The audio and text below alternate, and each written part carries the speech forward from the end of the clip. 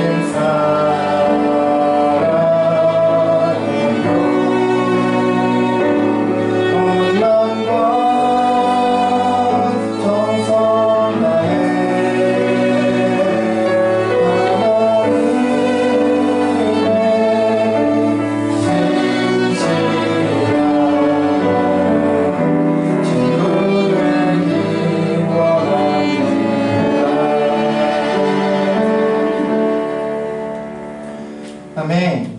이제 다 함께 사도신조로 우리의 신앙을 고백하시겠습니다. 다 함께 사도신조 고백하시겠습니다. 나는 전능하신 아버지 하나님 천지의 창조주를 믿습니다.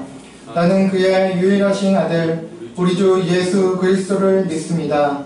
그는 성령으로 잉태되어 동정녀 마리아에게서 나시고 본디오 빌라도에게 고난을 받아 십자가에 못 박혀 죽으시고 장사된 지 사흘 만에 죽은 자 가운데서 다시 살아나셨으며 하늘에 오르시어 전능하신 아버지 하나님 우편에 앉아 계시다가 거기로부터 살아있는 자와 죽은 자를 심판하러 오십니다.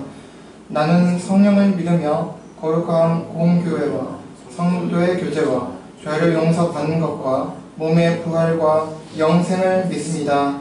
아멘. 네, 이 시간에는 특주 성서가 있겠습니다. 한 마음으로 참여하도록 하겠습니다.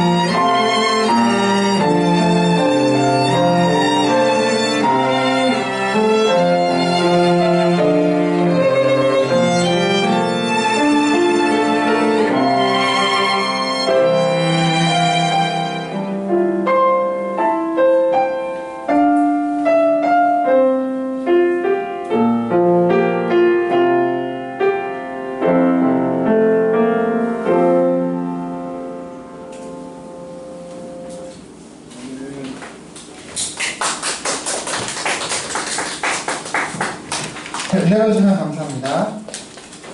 네, 이 시간은 이제 김자희 목사님 나오셔서 본문 봉독 인도 및 또 설교까지 해주시겠습니다. 은혜 많이 받으시기 바랍니다.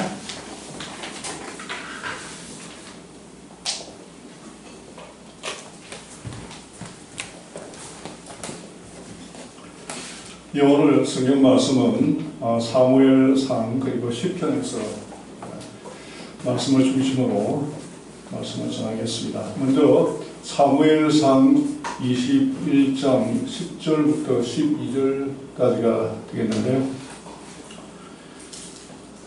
10절 그날에 다윗이 같이 함께 읽도록 하겠습니다. 10절 그날에 다윗이 사울을 두려워하여 일어나 도망하여 가드왕 아기스에게로 가니 아기스의 신하들이 아기스에게 말하되 이는 그 땅의 왕 다윗이 아니니까 무리가 춤추며 이 사람의 일을 노래하여 이르되 사울이 죽인 자는 천천히요 다윗은 만만이로다 하지 아니하였나이까 한지라. 다윗이 이 말을 그의 마음에 두고 가드왕 아기스를 심히 두려워하여. 사무엘상 22장 1절부터 2절까지가 되겠는데요.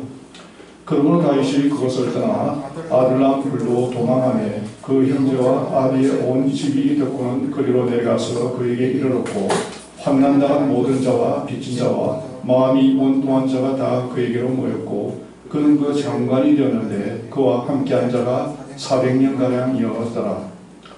시편 56편 1절부터 4절까지가 되겠습니다. 하나님이여 내게 은혜를 베푸소서. 사람이 나를 삼키려고 종일 치며 압제하나이다. 내 원수가 종일 나를 삼키려 하며 나를 교만하게 치는 자들이 많사오니 내가 두려워하는 날에는 내가 주를 의지하리이다. 내가 하나님을 의지하고 그 말씀을 찬송하올지라. 내가 하나님을 의지하였은즉 두려워하지 아니하리니 혈육을 가진 사람이 내게 어찌하리까. 시편 142편 1절부터 2절까지가 되겠습니다. 1절 내가 소리내어 여호와께 부르짖으며 소리내어 여호와께 간구하는도다. 내가 내 원통함을 그의 앞에 토로하며 내 우환을 그의 앞에 진술하는도다.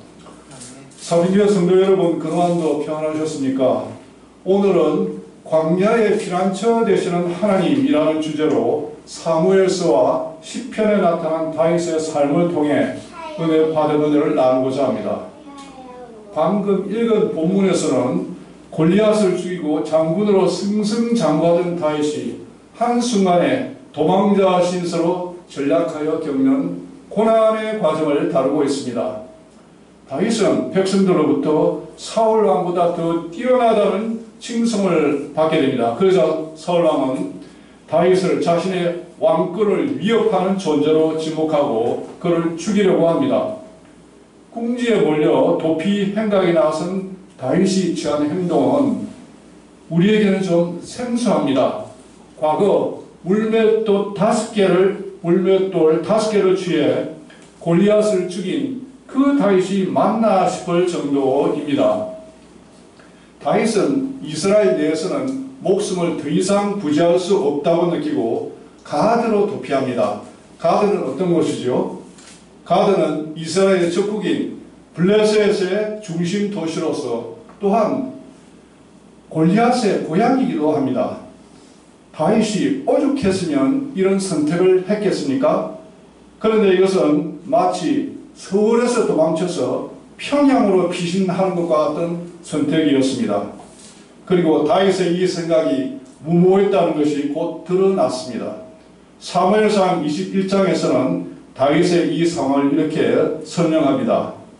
사무엘상 21장 10절부터 12절까지를 다시 한번 읽도록 하겠습니다. 10절 그날에 다윗이 사울을 두려워하여 일어나 도망하여 가드왕 아기스에게로 가니 아기스의 신하들이 아기스에게 말하되 이는 그 땅의 왕 다윗이 아니니까 무리가 춤추며 이 사람의 일을 노래하여 이르되 사울이 죽인 자는 천천히요 다윗은 만만이로다 하지 아니하였나이까 하니라. 다윗이 이 말을 그의 마음에 두고 가드왕 아기스를 심히 두려워하여. 다윗은 살 길을 찾아 블레셋으로 도망쳤지만 스스로 호랑이 굴에 뛰어들게 되었습니다. 애초에 다윗은 왜 이렇게 어리석은 결정을 한 것일까요? 다윗이 패닉 상태에 있었기 때문입니다. 그냥 뛰자, 어딘가로 적진이라도 피하자. 패닉 상태에서 올바른 선택을 하는 것은 쉽지 않습니다. 여러분들이 기억하시듯이 2001년 9.11 테러가 있었습니다. 그 당시에 수많은 사람들이 패닉 상태에서 엘리베이터로 탈출하다가 생명을 잃었습니다. 그러나 일부 사람들은 두려움 속에서도 침착함을 유지하고 계단을 선택하여 살아남았습니다. 2011년 일본 동북부 대지진 당시 사람들은 정신없이 차를 몰고 내비게이션이 가리키는 대로 고속도로 방향을 따라가다가 쓰나미에 휩쓸렸습니다. 그러나 높은 고지로 뛰어서 도망간 사람들은 살아남았습니다. 패닉 상태일수록 우리는 먼저 하나님께 SOS를 보내고 하나님이 주시는 지혜로 방향 설정부터 바로 해야 됩니다. 하나님만을 의지하는 다윗이 이제는 자신의 판단에 따라 충동적으로 행동하는 사람이 되어버렸습니다. 어느 날 제가 대학 수능 시험 감독을 들어간 적이 있었는데요. 어떤 학생이 시험지를 앞에 놓고 부들부들 떨면서 어찌할 바를 모르고 있었습니다. 불안과 염려가 응습하면 평소와는 달리 무엇인가 쫓기듯이 성급하게 결정을 내리고 결국 나중에 후회할 때가 있습니다. 잠언서 20장 21절에도 이런 말씀이 있죠. 처음에 속히 잡은 사람은 마침내 복이 되지 아니하느니라. 다윗과 같은 영성을 가진 사람도 위기 상황에서 이처럼 흔들리는데 하물며 우리는 어떻겠습니까? 다윗의 어처구니 없는 행동을 반면교사로 삼아서 비상 상황일수록 우리는 먼저 하나님을 찾아야 합니다. 다윗 또한 절체절명의 위기 앞에서 불현듯 잠시 잊고 있었던 하나님을 다시 찾습니다. 그리고 하나님께 부르짖습니다. 하나님은 다윗에게 피할 길을 마련해 주십니다. 그가 미치광이 행사를 하게 한 것입니다. 다윗은 그 연기를 기가 막히게 잘 해냈습니다. 왜냐하면 사울 왕에게 한 번씩 악령이 들어와서 미친 행동을 하는 것을 옆에서 자주 보아왔기 때문입니다. 당시에는 미친 사람은 신의 저주를 받았다. 그래서 두려움 또는 회피 대상이었습니다. 또 미친 사람을 죽이면 그 병이 자기에게로 옮는다고도 믿었습니다. 가드왕 아기스는 다윗이 내심 바라던 대로 미친 다윗을 쫓아내라고 명령했습니다. 본문에서는 첫 번째 메시지는 믿음은 두려움을 몰아내는 것이 아니라 두려움 속에서도 하나님을 찾고 하나님을 신뢰하며 하나님의 도움을 간구하는 능력이라는 것입니다. 시편 56편 1절부터 4절까지를 다시 같이 한번 읽겠습니다. 1절 하나님이여 내게 은혜를 베푸소서. 사람이 나를 삼키려고 종일 치며 압제하나이다. 내 원수가 종일 나를 삼키려 하며 나를 교만하게 치는 자들이 많사오니 내가 두려워하는 날에는 내가 주를 의지하리라. 내가 하나님을 의지하고 그 말씀을 찬송하올지라. 내가 하나님을 의지하였은즉 두려워하지 아니하리니 혈육을 가진 사람이 내게 어찌하리까. 시편 56편은 다윗의 믹담시가 6편이 있는데요. 이 6편 중에 하나로서 다윗이 가드에서 블레셋에게 잡힌 때라고 하는 타이틀을 달고 있습니다. 고성준 목사님은 믹담시를 황금 시편 또는 다윗 영성의 비결이고 진수라고 합니다. 그럼 이 시편에서 나타난 다윗의 영성은 무엇일까요? 다윗은 이렇게 고백합니다. 나는 두렵고 약하다. 그렇기 때문에 더더욱 주님을 붙들겠다는 것입니다. 혈육을 가진 사람을 두려워하지 않고 하나님의 은혜를 구하며 오직 하나님만을 의지하고 찬양하겠다는 것입니다. 다윗은 그의 잘못된 선택으로 고통과 수치 속에 무너지는 중에도 하나님 앞에 다시 나와 무릎을 꿇을 줄 아는 사람이었습니다. 실수를 깨닫고 다시 믿음으로 돌아옵니다. 혹시 여러분을 힘들게 하는 사울과 같은 직장 상사나 갑질을 해대는 사람이 있습니까? 내 장래가 이 사람 손에 달려있다고 생각해서 두려워하는 사람이 있습니까? 이 사람은 두려움의 대상이 아닙니다. 우리가 기도로서 하나님 앞에 내려놓고 주님 안에서 한 형제의 자매가 되도록 간구해야 하는 대상일 뿐입니다. 성경 잠언 말씀에도 사람을 두려워하면 올무에 걸리거니와 여호와를 의지하는 자는 안전하다고 합니다. 또한 이 사울은 여러 가지 모습으로 우리 앞에 나타날 수가 있습니다. 실직, 관계 단절, 암 선고, 재정적 위기, 자녀의 탈선, 믿었던 사람의 배신 등 다양한 사울이 우리를 위협합니다. 두려움 속에서도 하나님을 온전히 의지하는 믿음을 가지시기 바랍니다.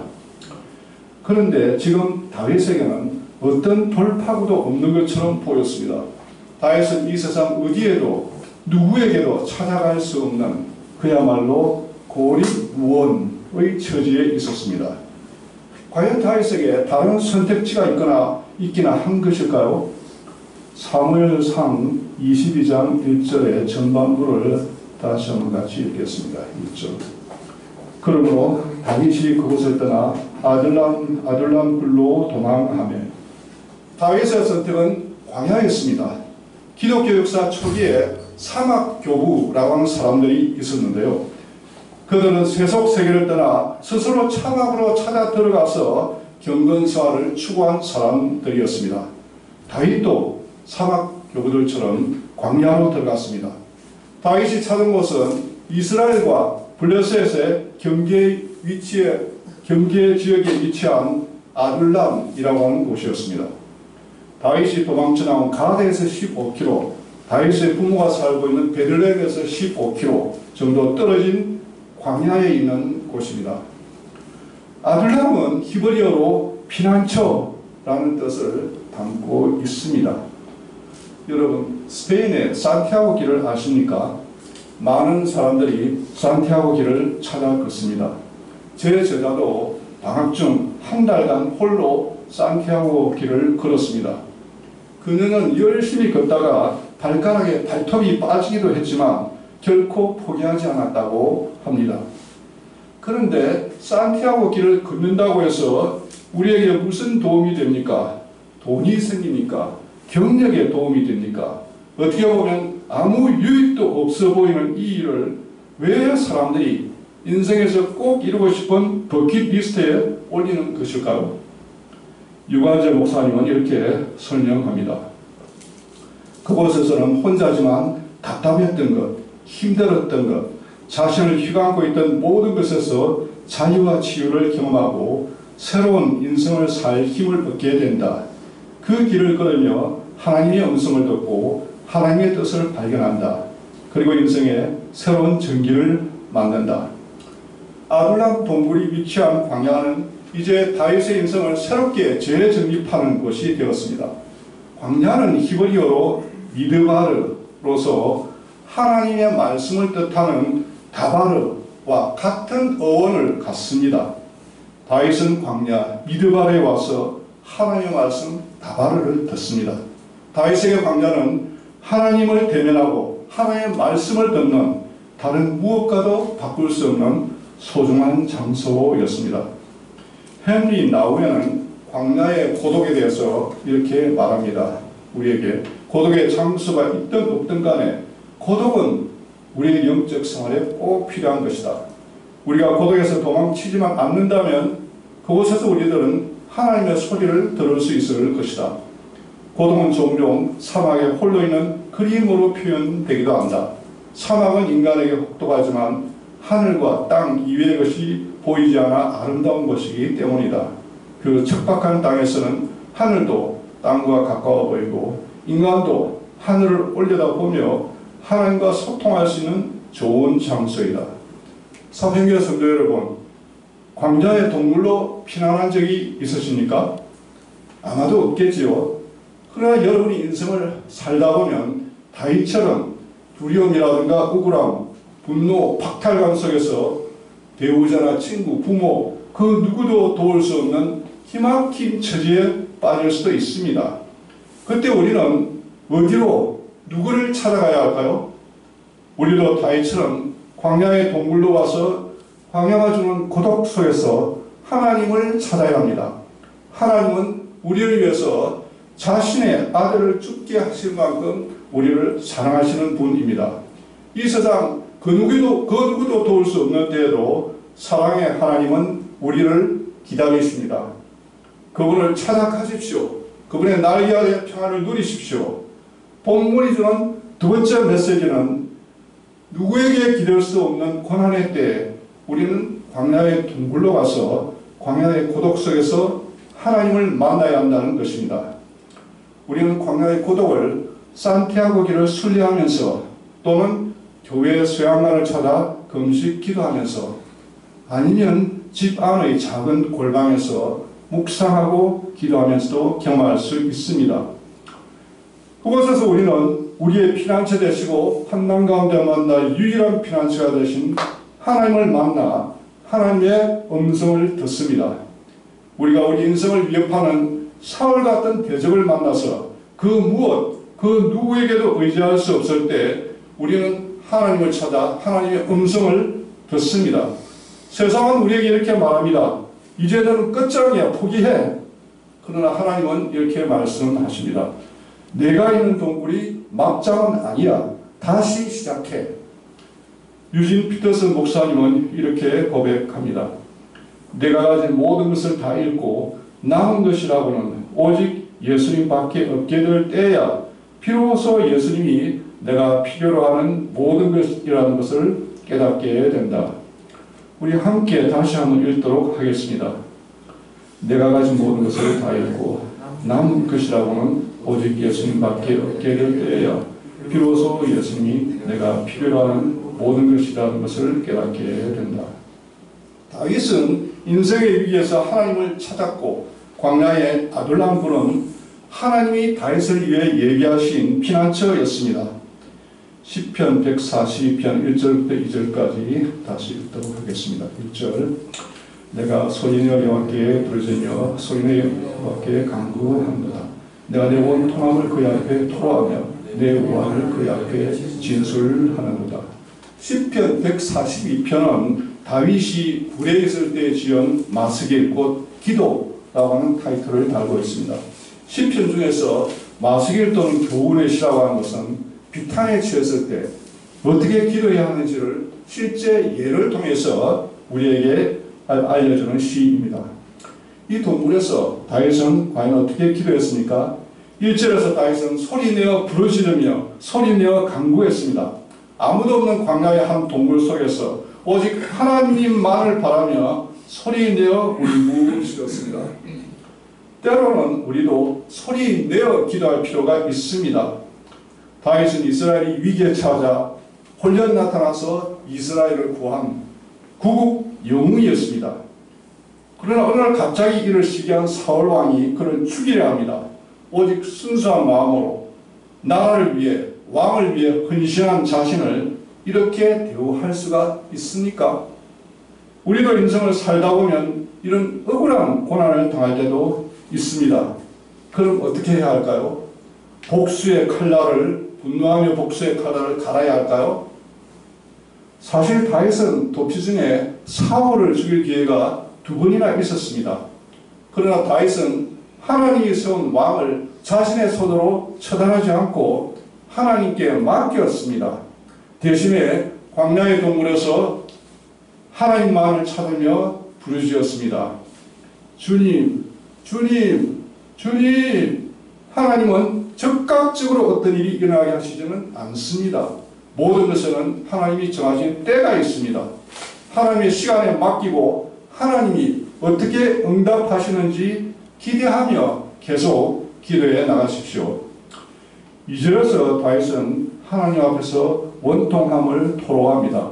사실 우리의 고난은 천지 만물을 만드시고 지금도 만사를 주관하시는 하나님이 보시기에는 아무것도 아닙니다. 우리의 원통함을 하나님 앞에 토하십시오. 포시 셸리의 서풍에 붙이는 노래는 이렇게 끝납니다. 겨울이 오면 봄도 멀지 아들이 If winter comes, can spring be far behind. 겨울이 언제까지나 계속될 것 같지만 봄은 옵니다. 인생의 가장 어두운 밤을 지나가고 있을 때에도 새벽은 멀지 않았습니다. 여러분의 고난이 언제까지나 이어질 것 같이 생각되어도 하나님의 도움의 손길이 곧 올 것입니다. 대학 시절에 생활이 너무 어려웠던 어느 자매가 이렇게 기도했다고 합니다. 하나님이 제 아버지라면 딸이 못 먹고 못 살고 있으면 당연히 도우셔야 하지 않아요? 하나님, 제가 한 달 최소 식비와 교통비로 20만 원이 필요해요. 주세요. 그러자 그때까지 무슨 애를 써도 구해지지 않던 레슨 요청이 들어왔고 그 금액이 꼭 20만 원이었다고 합니다.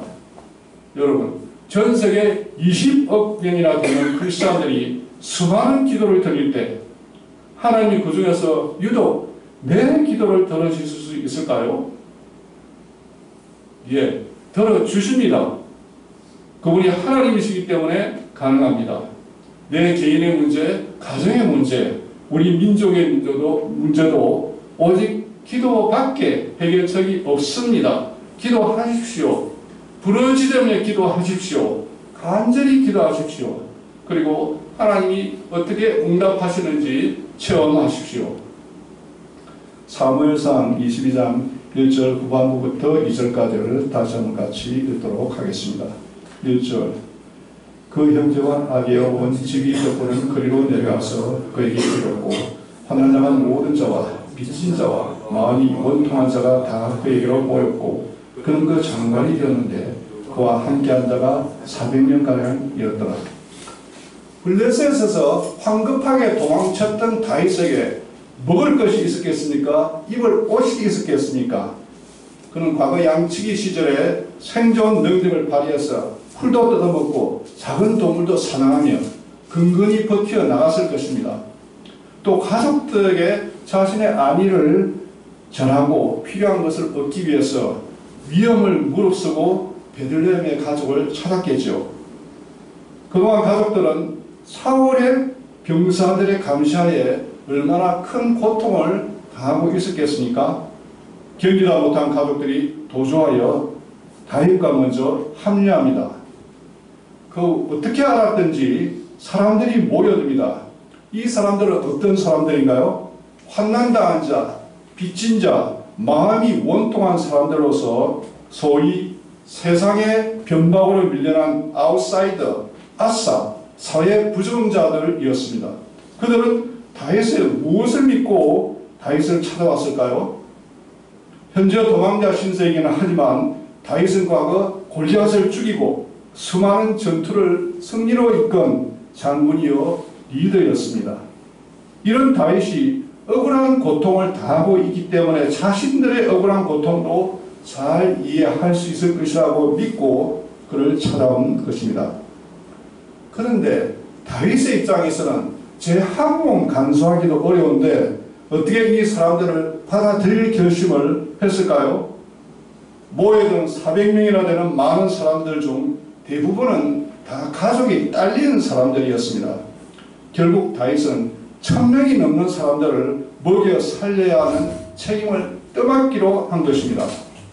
다윗은 나는 이런 책임을 맡을 수 없다고 매정하게 거절하고 돌려보냈을 수도 있겠지요. 그러나 다윗은 이들이 겪는 고난을 진정으로 이해할 수 있었고 이들과 동고동락하기로 합니다. 그들은 믿음의 공동체를 이루어 다윗의 지도하에 아둘람 굴 출신이라는 열악한 조건을 극복하고 훗날 다윗 왕국의 개국 공신들로 성장합니다.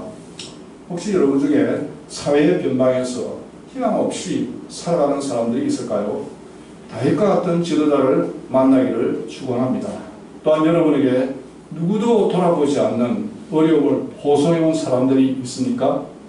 여러분의 작은 도움과 배려가 이들을 살립니다.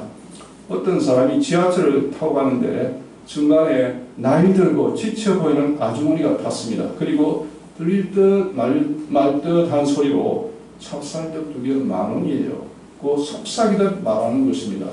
너무 작은 목소리였지만 그의 귀에는 분명히 들렸습니다. 아니 그의 마음에 꽂혔습니다. 어느 역에서 내리는 그 아주머니의 길을 쫓아가서 떡을 사드렸더니 그 아주머니가 말합니다. 오늘 팔다 남은 것이에요. 복 받으세요. 이 사람은 그가 그날 한 일 중에 이 일이 가장 의미 있는 일이었다고 말합니다. 그런데 세상 사람들 중에는 우리를 단지 자신의 목적을 달성하기 위한 수단으로만 이용하는 사람들도 있고 우리의 선의를 악용하려는 사람들도 있습니다. 저는 그런 점에서 행운하였습니다. 오늘 예배에 참여하고 있는 저희 은사는 저에게 유학의 길을 열어주셨습니다. 또 제가 조교 공채 지원했다가 번복했다가 다시 지원하는 과정에서 너는 왜 왔다 갔다 하니?고 말씀하시기는 했지만 내 취지는 아시고 저를 받아주셨습니다. 다시 한번 감사드립니다. 여러분도 힘든 세상 속에서 사심 없이 여러분을 돕고자 하는 멘토, 또 그냥 좋아서 여러분을 따르고 함께 하고자 하는 사람들과 영적 공동체를 이루어 살아가는 축복이 있기를 바랍니다. 본문이 주는 세 번째 메시지는 이 세상에서 주님의 뜻대로 온전히 살아가기 위해서는 우리도 올바른 영적 공동체의 일원이 될 필요가 있다는 것입니다. 피트 크리스웰이라고 하는 분이 있는데요. 그는 은행원으로서 지역의 시의원이라든지 학교 운영위원 등을 겸하고 있었습니다. 그러나 그는 심각한 도박 중독자였습니다. 도박으로 집 빚을 갚기 위해 은행의 돈에 손을 대게 되었고 결국 교도소에서 형을 살게 되었습니다. 2년간의 교도소 생활은 그를 변화시켰습니다. 어떻게 보면 교도소가 그에게는 아름다운 물이었습니다. 그는 출소 후 그를 여전히 사랑하며 기다리고 있던 아내와 또 가족에게 돌아옵니다. 그러나 이웃들의 심한 냉대와 차가운 시선을 느끼고 다른 지역으로 이사합니다. 그곳에서 교회 자원봉사를 하다가 43세의 나이에 그 교회의 부목사가 됩니다. 10년 후 그는 근처의 작은 교회의 담임 목사직에 지원합니다. 그는 170명의 회중을 앞에 놓고 이렇게 말했습니다. 저는 시작대학 학위가 없어요. 제 아내는 직장인이며 전통적 상호상과는 거리가 있어요. 저는 횡령으로 복역했던 사람이에요. 그는 그의 과거 삶에 대한 간증과 더불어 미래의 비전에 대한 설교를 한 후 전 교인의 동의를 얻어 목사로 초빙을 받았습니다. 그의 부임 후에 그 교회는 파산을 선고받고 배우자로부터 버림받은 사람, 마약 밀매자, 부정수표 발행자, 알코올 중독자 등 인생의 두 번째 기회를 찾는 사람들이 모여들었습니다. 그들 중에는 부목사가 된 사람도 있고 성가대원으로 봉사하는 사람들도 생겼습니다. 이제 그의 교회는 1,300명이 출석하는 큰 공동체로 성장했습니다. 그는 말합니다. 우리는 과거로 되돌아가서 잘못된 것을 바로잡고 새로운 출발을 할 수는 없습니다. 그러나 오늘 다시 시작하여 과거와는 다른 새로운 마무리를 할 수는 있습니다. 그렇습니다. 우리도 과거를 돌아보면 후회할 일들이 많습니다. 그러나 우리는 영화에서나 보는 것처럼 과거로 되돌아가서 이 일들을 돌이킬 수는 없습니다. 단지 오늘 이 시점에서 새로운 출발하여 나아갈 수 있을 뿐입니다. 크리스웰 목사님은 그의 교회를 자신의 잘못과 고난 중에 빠진 사람들을 격려하고 회복시키는 공동체로 만들었습니다. 그의 교회는 하나님의 은혜로 변화된 사람들이 모이는 공동체가 되었습니다. 우리 사평교회 주윤호 목사님도 긍휼의 은사가 풍성한 분이시죠. 사평교회가 세상에서 상처받고 소외된 사람들을 돕고 이들에게 위로와 격려와 소망이 되는 그런 공동체로 성장해 나가기를 축원합니다. 마지막으로 사울 왕과 다윗의 차이는 무엇일까요? 존 비비어 목사님은 그 차이를 광야라고 말합니다. 광야를 거친 사람인 다윗과 광야를 거치지 않은 사람인 사울의 차이라고 합니다. 기초를 만드는 과정, 하나님의 부르심에 준비하는 과정이 없었던 사울은 실패할 수밖에 없었습니다. 어떻게 보면 우리 삶 전체가 광야 생활입니다. 따라서 여러분들이 인생 중에 불쑥불쑥 고난이 닥쳐도 놀라지 마십시오. 광야에 잠시 내던져졌을 뿐입니다. 광야의 삶을 두려워하지 마십시오. 광야는 하나님이 우리에게 주신 기회입니다. 본문이 주는 네 번째 마지막 메시지는 우리가 광야에 내던져졌을 때 광야는 또한 하나님이 함께 하시는 축복의 장소라는 것입니다. 광야는 황폐하고 먹을 음식이나 마실 물이 없는 척박한 곳입니다. 그렇다고 광야가 힘겹고 외로운 고통의 장소인 것만은 아닙니다. 오래전 이스라엘 평화 대행진에 참가하면서 이집트를 출발해서 버스로 이스라엘 향하여 가고 있었을 때입니다. 창가에 앉아있던 아내가 제게 말했습니다. 여보, 광야가 참 아름다워요. 당시 우리가 지나던 광야는 큰 암석들이 여기저기 즐비하게 널려있는 곳이었는데 아내는 하나님이 창조하신 그 자연의 황량함과 웅장함에 압도당했던 것 같습니다. 예, 하나님이 함께 하시기 때문에 광야는 아름답습니다. 이스라엘 백성들이 이집트를 떠나 광야에서 40년간 방황할 때 하나님이 먹이시고 입히셨습니다.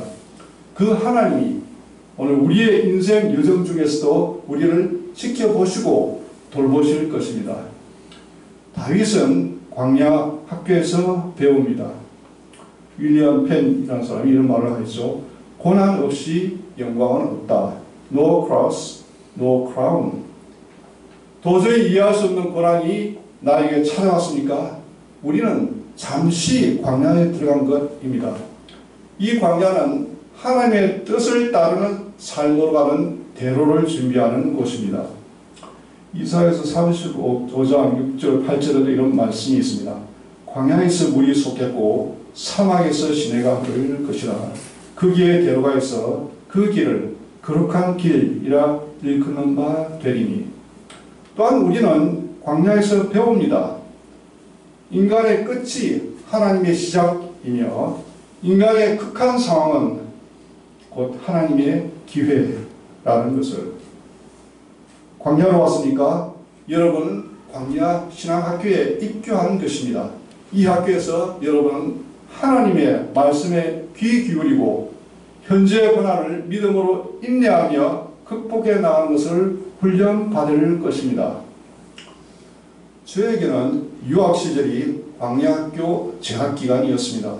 이 기간 동안 저는 하나님을 뜨겁게 만났고 이때의 경험이 그 후에 제 삶에서 하나님을 중심에 모시고 살 수 있게 하는 원동력이 되었습니다. 그래서 제 박사 학위 논문의 첫 장에 성경 말씀을 올렸습니다. 이사야서 43장의 말씀인데요. 너희는 이전 일을 기억하지 말며 옛날 일을 생각하지 말라. 보라, 내가 새 일을 행하리니 이제 나타낼 것이라. 너희가 그것을 알지 못하겠느냐? 반드시 내가 광야의 길을 사막의 강을 내리니. 저는 유학기간 중에 하나님을 더 잘 알게 되었고 하나님의 크신 사랑과 은혜를 경험하였습니다. 그래서 그 후에 삶을 살아가는 동안에도 하나님이 기뻐하시는 삶을 살기 위해 노력했습니다. 찬양 작사 작곡자인 장진숙 씨도 이렇게 고백합니다. 문득 제가 지나온 광야에서의 시간을 돌아보았습니다. 광야는 분명 힘든 곳이지만 그곳에 있던 때가 반드시 힘든 시간만은 아니었다는 사실을 깨달았습니다. 그곳에서 주님은 제 가장 친한 친구가 되어주셨고 제 모든 필요를 채워주셨습니다. 저는 주님 손을 꼭 붙잡고 광야를 걸었습니다. 어느덧 제 모습도 조금씩 예수님을 닮아가고 있었습니다. 광야에서의 시간이 얼마나 우리를 새롭게 하는지 모릅니다.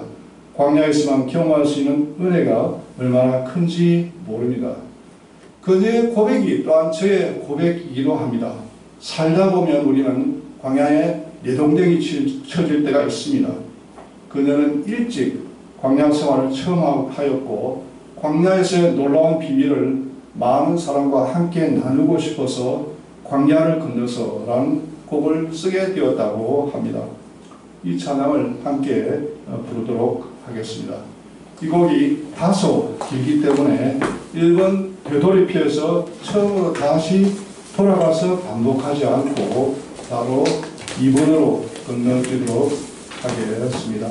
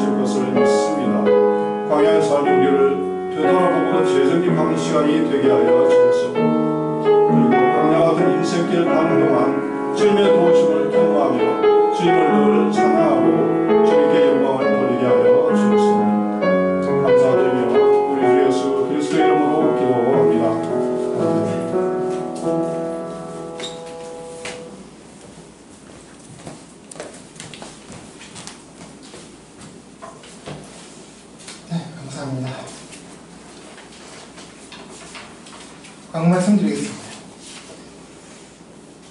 네, 오늘 축주해주신 세 분 자매님 감사 말씀드립니다. 네, 오늘 귀한 발걸음 해주셔서 오늘 설교로 섬겨주신 우리 김재영 목사님께 감사드립니다. 네, 새로 오신 분들 계신데요. 우리 환영합니다. 감사합니다. 네, 이제 전반기가 또 지났죠. 다음 주 7월부터 시작 찬송 및 만찬 찬송을 변경할 예정이니 참고하시기 바라고요.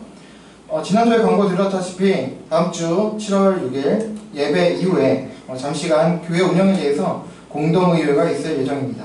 그래서 많이 참석해 주시기 바라고요. 인원수가 적으면 연기 또는 보류가 될 수 있으니 가장 많이 참석해 주시기 바랍니다. 네, 그럼 예배 함께 해주시고 예배를 위해 섬겨주신 모든 분들께 감사를 표합니다. 예배 후 식사가 준비되어 있으니 함께 교제 시간 가져주시기 바라고요. 계속해서 서편계단 공동체 그리고 한국교회와 나를 위해서 그리고 여러분 자신과 서로를 위해서 생각나신 대로 함께 기도해 주시기 바랍니다. 네, 그럼 다른 과목도 주보라 심지어 해주시기 바라고요. 다 함께 자리에서 일어나시겠습니다. 우리 주님께서 가르쳐 주신 주기도문 하고 찬송하고 축도로 예배 마치겠습니다. 다 함께 주기도문 하시겠습니다. 하늘에 계신 우리 아버지, 아버지의 이름을 거룩하게 하시며 아버지의 나라가 오게 하시며 아버지의 뜻이 하늘에서와 같이 땅에서도 이루어지게 하소서. 오늘 우리에게 일용할 양식을 주시고 우리가 우리에게 잘못한 사람을 용서하여 준 것 같이 우리의 죄를 용서하여 주시고 우리를 시험에 빠지지 않게 하시고 악에서 구하소서. 나라와 권능과 영광이 영원히 아버지의 것입니다. 아멘. 찬송하겠습니다.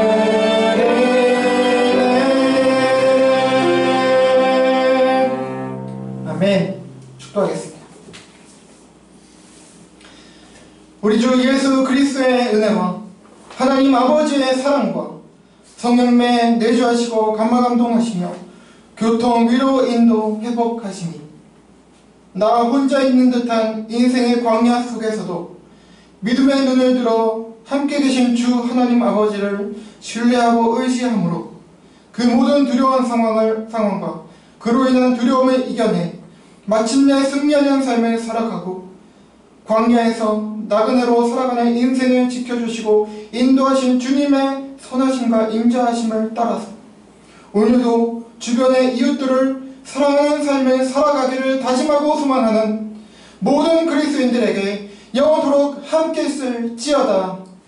아멘.